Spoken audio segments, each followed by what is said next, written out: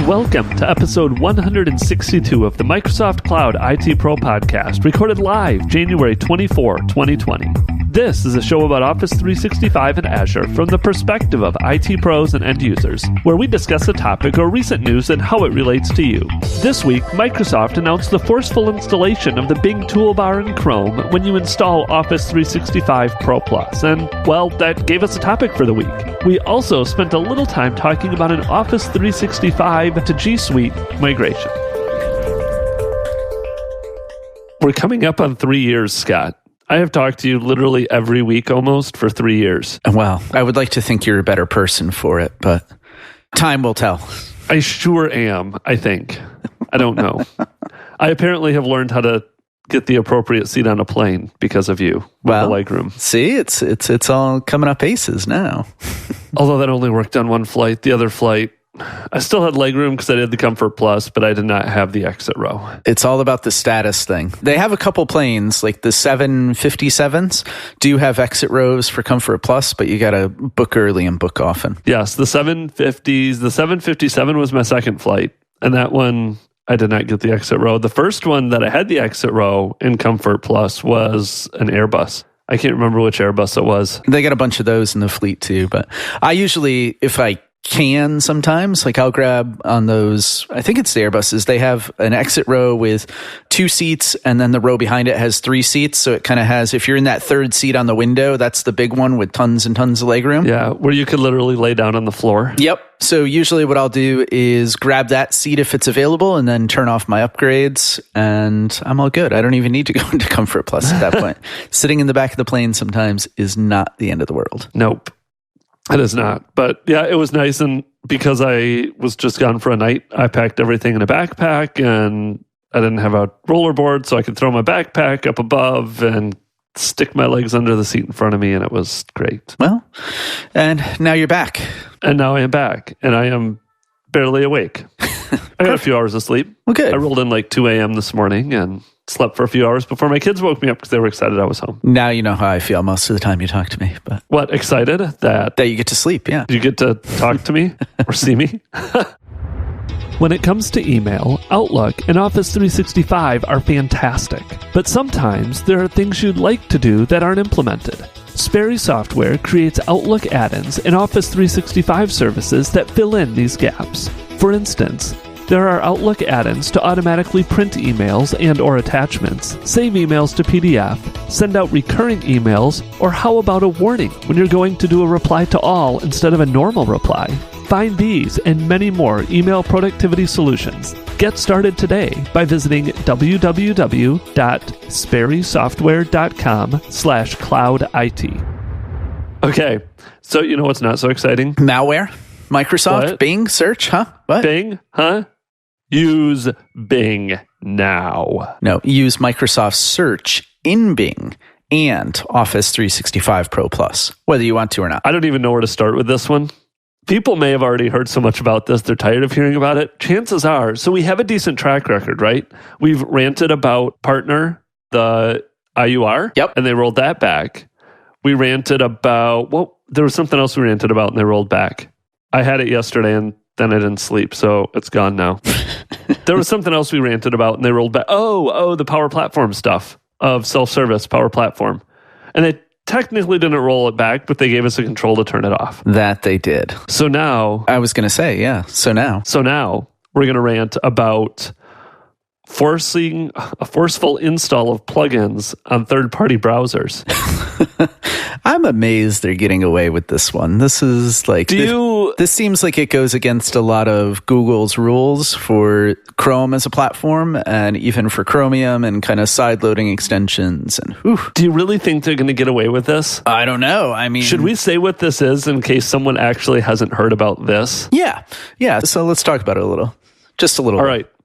So this is Microsoft's recent announcement that starting with build 2002, which this was really funny. I saw a bunch of confusion out there because people thought we were referring to, or people thought other people in Twitter and stuff were referring to the year 2002 because this is something that would have happened in 2002. Yes, it would have. So this is not the year 2002, but this is the build number 2002 for Office ProPlus is now going to forcefully install the Bing add-in into both Chrome and Firefox, which will default your search engine to use Bing, and you have to send an arm and a leg back to Microsoft in order to actually turn that off and switch back to Google.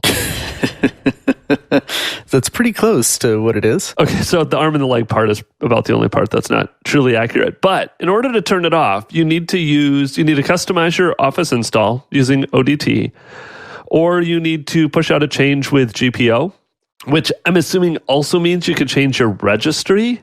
However, I have also seen stuff, and I don't know if you've confirmed this, I haven't dug around enough to be able to confirm this, that if this isn't done with ODT or GPO, and you just kind of go in and backdoor it, the next update of ProPlus will undo all your changes and put the plugin right back in.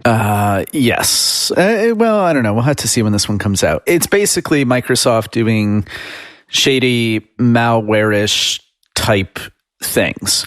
So anytime you have a default opt-in, rather than, hey, I'm opted out by default and I get to choose to opt in because here's some nice new functionality I want, it just screams of desperation and really weird things. So you can do a registry key. That is a way that you can make this happen as well to prevent the installation of this thing.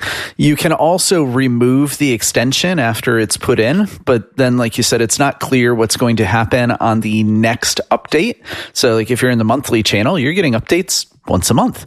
And if you're on, semi-annual, you're still going to eventually have to get an update for Office and effectively be on those latest bits of it. So this one's really it's annoying. So if you know how to prevent it, you're okay. If you're in an enterprise and your domain joined and you've already got the latest ADMX templates, because now here's the thing, it's not just in the current Office ADMX templates. You're going to have to go and load the newest ADMX in for Office Pro Plus, and then figure out what is actually different in there besides just this Microsoft search in Bing with Office 365 Pro Plus key, right? So there's validation and all sorts of stuff that needs to occur there, but you can go ahead and shut it down. Or if you do Intune, you can shut it down. There's ways to make all that stuff happen. So that's great if you're an enterprise and your domain joined or you have the world set up in the right way. We talked about the Office policy service and kind of that cloud policy service that exists for Office. Yeah, this setting's not in there. Isn't it? I was going to ask if you dug into that yet, because I was teaching all day yesterday and didn't dig into it. Well, I dumped them and it's not in there right now, at least in the tenants that I have access to. Maybe because it's reliant on this new ADMX coming out. Maybe they're eventually going to load it in there. But again, not everybody is doing cloud policy either. I think really one of the crappiest things about this is not so much the way it impacts businesses who are set up to prevent it. Like, yes, it's one more thing that you potentially have to go and configure in your environment and okay, whatever. Right. A lot of enterprises are in a place where it's not hard for them to do this. They're running GPOs, they're running ADMX templates, they're using ODT. The big enterprises, this probably doesn't affect too much. Yeah, they will figure all of that out. Now, the issue becomes, even if they figure it out for their enterprise, well, there's still things like home rights. You have that whole 1-to-5 licensing thing for Office, where, if my employer, I have my organization ID, they give me an Office license, I can certainly go ahead and run Office at work. I can also install it at home if they've left that flag open to me. So I can run it, and that is one of my, my home installation is one of my 5 licenses for multi-device use with Office. And unless you're doing cloud policy, which doesn't have this. At home, you don't have GPOs. I understand. So at home, this is going to come across in a really crappy way, because all of a sudden you're going to have this really weird functionality in there. And the problem with it, so, I could go on about this one all day because it's really kind of, it's just so annoying. So you can say scummy. I would borderline put it as scummy. Yeah. I put dumb on Twitter, but it's like a scummy slime bag move. Like, It really does take me back to the 90s and the 2000s when you go install software and all of a sudden you have like 10 different browser add-ins and toolbars from Lyco. I think Lycos had one, and Yahoo, and all these other ones that they literally were malware. And you were like, these companies are so annoying that they keep slipping all these toolbars into my browser and hijacking it.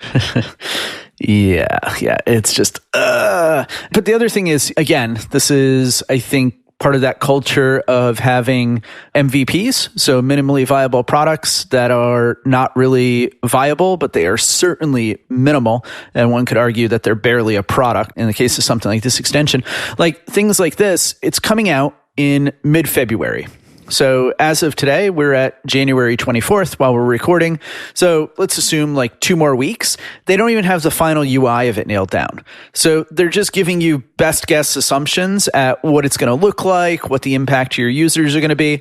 So as of today, the best you could do is go into docs.microsoft or into the roadmap articles and pull a screenshot of what is a mock-up of the way it might look. So you can't even warn your users ahead of time of, hey, this is exactly what it's going to look like. Go into Snagit or Greenshot or whatever it is, put all the red boxes around it, the arrows, and tell people how to turn it off if it does impact them. It's just, rough. And I think maybe, one thing we didn't mention, this is an extension for Chrome. We're not talking about an extension that's automatically going to be applied into Microsoft's new browser, like the Edge based on Chromium. That would certainly be one thing. And that would still be scummy and malware-ish and not good. But this is going to impact an installation of another browser that isn't even the Microsoft one. So if you have Edge installed, awesome. Who knows? It doesn't even talk about what it's going to do to Edge. But this is going to be injected as an extension into Chrome. Yeah, I can't imagine this actually working, that Google wouldn't throw fits about this and put something in there to block them. And I don't know. The other group of people, too, we talked about was, what about those SMBs, those 5, 10, 15, even 50-person companies? That there's a lot of 50-person companies that aren't doing GPOs, or maybe they're all remote and all they're using is Azure AD. And yeah, they could do ODT, but 50 people, everybody work remotely, you're using Azure AD. I bet 99% of those people are just having their users go out and click the install button in the browser and going and grabbing ProPlus and installing it. This is going to affect all of them. And again, unless they bring it to the Office policy soon and these SMBs start doing Office policy, they really aren't even in any position to block this for all of their users either. It's just going to show up there, and they're going to have to rethink that whole strategy of how do we get Office to our end users if we don't want this Bing extension installed in all of their Chrome browsers, if they're using Chrome. Yes. It's just a terrible experience. It's kind of nuts. And really, this is, like you said, it's back to that old culture. Like, this is on somebody's scorecard, basically. Like, this, it's how it reads from the outside, is that somebody had a quota to greatly up the usage of Microsoft Search inside organizations that are eligible for it. And hey, this is a great way to do it, right? You just kind of jam it down people's throats. Yeah. Everyone on your team is unique. So is SkillMeUp.com. Only SkillMeUp provides the bridge from fundamentals to certification paths to advanced skills to accelerate digital transformation with one subscription and 5 ways to learn. Start your free pilot today and supercharge your IT and Microsoft Azure skills by visiting skillmeup.com/pilot or click the link in the show notes below. So I sent this to a buddy of mine who's technical. He doesn't work in the tech industry, but he's most definitely technical and does tech stuff. And his first reaction was, this is a quote that I came up with, but I can literally see this happening in like a Microsoft conference room when they're talking about this, is like Microsoft just saying, hey, no one uses our search. We're going to force everyone to use it, make it painful for them to change it back to the way things were because we need to get our usage up. That's exactly how this feels. Oh, I don't have any words. I'm just going to keep saying blah, blah, blah, because... If you're listening to this and it's still a thing that's coming and Microsoft hasn't canceled it, you really need to go and put your feedback in. So I'll make sure that I include links in the show notes to not only the roadmap ID, but also the official article on docs.ms.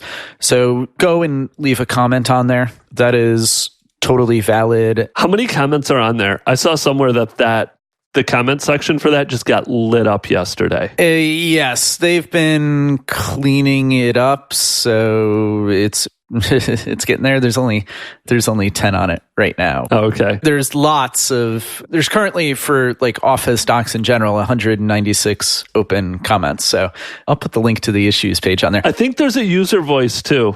Have you seen the user voice link to reverse this? So in regards to feedback, you could certainly put your feedback on a docs.ms article. For better or worse, it appears that Microsoft 100% ignores those.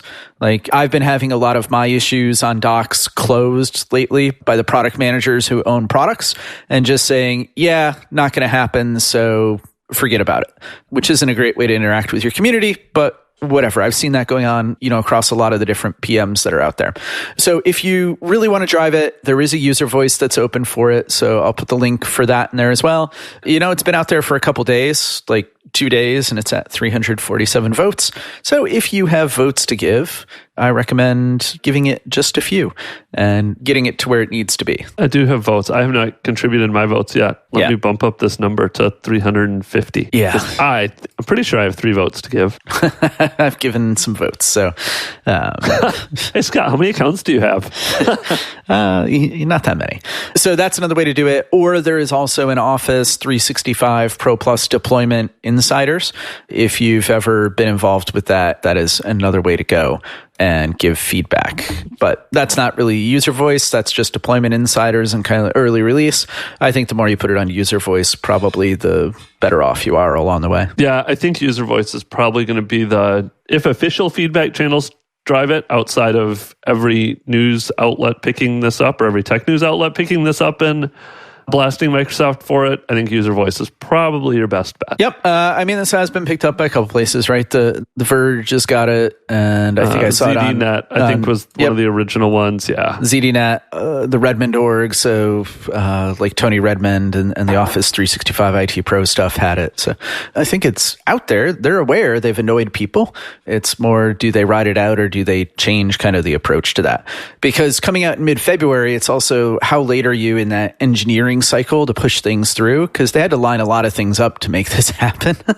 This way. Like when we say like go customize again your registry key or ODT, well, you're going to have to be on that latest ADMX for the GPO and the registry key. You're going to have to be on the latest version of ODT. So even if you've done ODT installations in the past, it's not like you can just go update your XML and hope it's going to work. You actually need to do that install with a known version or later of ODT as well. So it's, annoying. It is. There was something else I was going to lead into too, related to a comment you had earlier, and I can't remember what it is anymore. Man, we got to get you more coffee. I am trying. I'm trying to drink a cup as as we record so I can get my brain functioning. I don't know what it was. I don't know. It's gone. Anyways, I just really hope they roll this back because I cannot see this. Oh, I remember what it was. I got something else we can talk about too. I had one client that liked this because they're trying to push everybody to Microsoft Search, and they're like, oh, this is the greatest thing ever. And then I listed out all the reasons why everybody else doesn't like it, and they're like, oh yeah, that's a good point.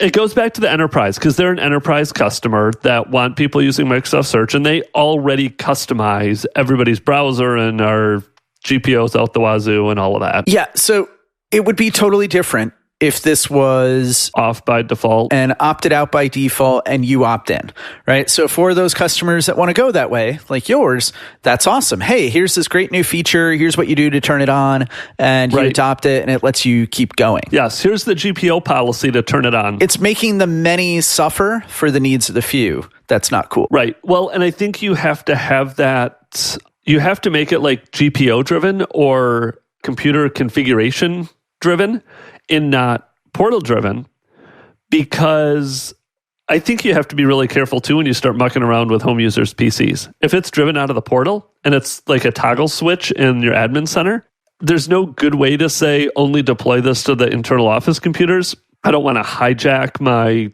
user's home PC's search engine.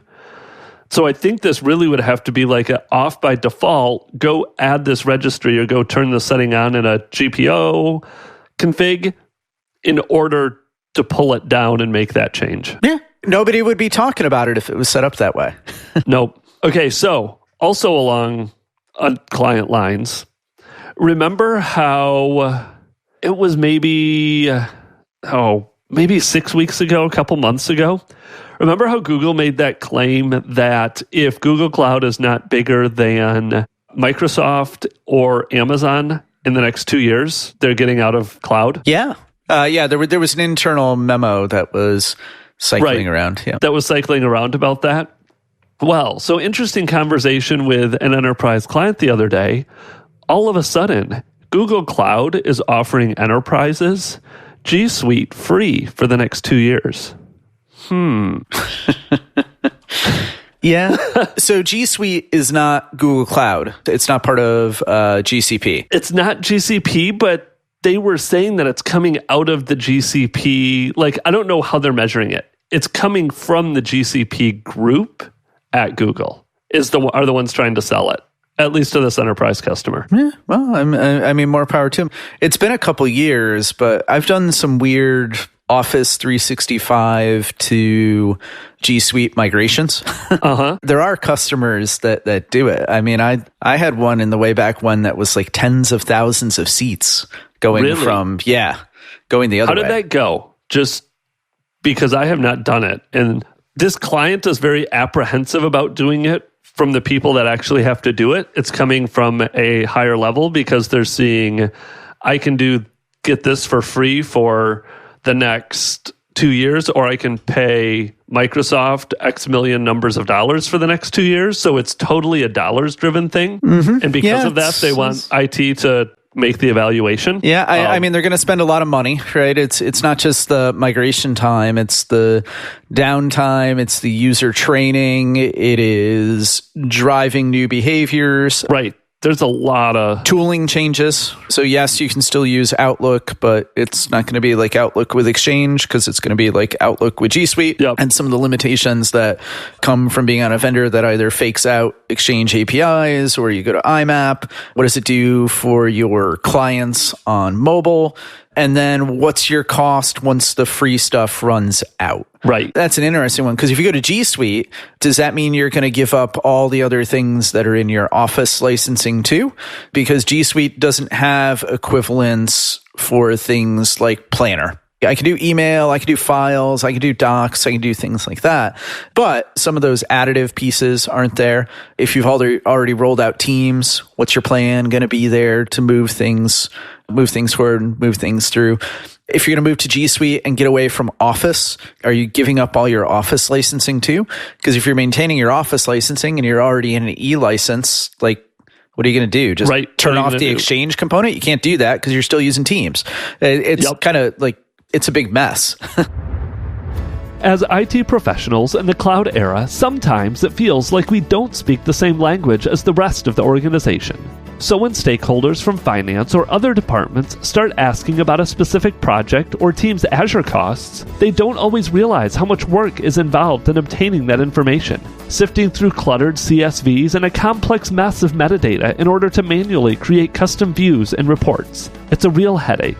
On top of helping you understand and reduce your organization's overall Azure spend, ShareGate Overcast lets you group resources into meaningful cost hubs and map them to real-world business scenarios. This way, you can track costs in the way that makes most sense with your corporate structure, whether it's by product, business unit, team, or otherwise. It's a flexible, intuitive, and business-friendly way of tracking Azure infrastructure costs, and it's only available in ShareGate Overcast. Find out more on sharegate.com/ITPro.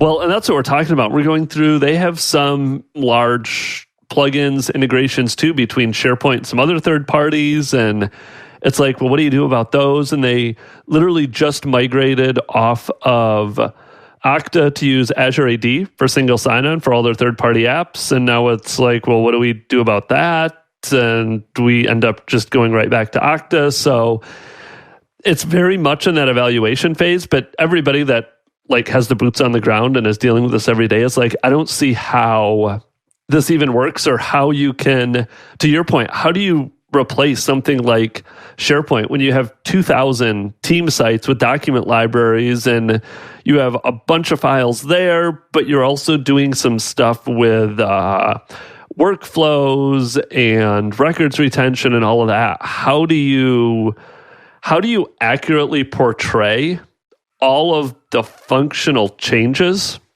and the functionality gaps between something like doing all of that in SharePoint and moving it into Google Drive or Google Sites, I think is their website version of SharePoint. Yeah, which is, it's not document management. It's like some, yeah. Yeah. I mean, it's all to say it's different, right? So I think it's easy to look at dollars when you look at a user license side of things. Like, yeah, free is free. Like, it was nice that, the salesperson took me out on the golf course and bought me drinks. That was great. But then there's that 6 months to 2 years of suffering that's going to come of having to do everything with the end user side of things and then paying the price for it all the way along. Like, what happens and what are the limitations? Yeah. And it very well could take you 2 years. So by the time you're through about the time your free runs out and you have to start paying for it is probably about the time you actually end up with everybody fully migrated. Because that is not, like, even thinking about it, I have not gone through, I've always gone from G Suite to Office 365. I've never tried to go back. It just sounds like a painful process. Yeah, I mean, you're going to have to go with a third-party migration tool because you're not doing like PST imports, at least at scale, like you might within Microsoft's cloud, right? So you're going to have to find a bunch of ways to get that data over and move it across, which in most cases means that data is coming back to on-prem at some point and then getting pushed back unless you find like a good like cloud-to-cloud integrator, maybe like a BitTitan or something like that. But then you've got all that licensing for the migration tooling. You've got to have somebody who is, if you're big enough and it's critical enough, you got to have somebody who's an expert in not only that tooling, but G Suite and understands the ins and outs there. And oh man, it just sounds like a rough one. Yeah. All right. Yeah. Well, I'll have to keep you updated on how that process goes over time. Yeah. Let me know when it gets away from the whole, dog sitting in the fire, this is fine, to the dog running away from the fire and saying, this is not fine. Yeah. The ultimate goal is to convince powers that be that this is not fine and we will not do this because it is a very, very, very bad idea given the way that we use Office 365 and the whole cloud for that matter, because they're also using Azure. So they're using Azure, Office 365. Yeah. We just have to do a very good job convincing decision makers not to do it. So with that, I can go drink more coffee. Yeah. And maybe next week. So yesterday I was teaching the Power Platform fundamentals. We keep saying we need to do this. Maybe next week. We were going to try to get into it today. Should we do a teaser? Next week, we'll talk about Power Platform fundamentals. PL 900 exam. Yeah, let's do it next week. Let's commit to it. Yes, we are committed. Or we could just edit this out and change our minds. No, we are committed to it. We had some interesting discussions before this about that exam, so definitely some good stuff coming there for next week. Absolutely, let's do it. All right, sounds good. Go enjoy your day, Scott. Have a good weekend, and we'll talk to you later. Thanks, Ben. If you enjoyed the podcast, go leave us a 5-star rating in iTunes. It helps to get the word out so more IT pros can learn about Office 365 and Azure. If you have any questions you want us to address on the show or feedback about the show, feel free to reach out via our website, Twitter, or Facebook. Thanks again for listening and have a great day.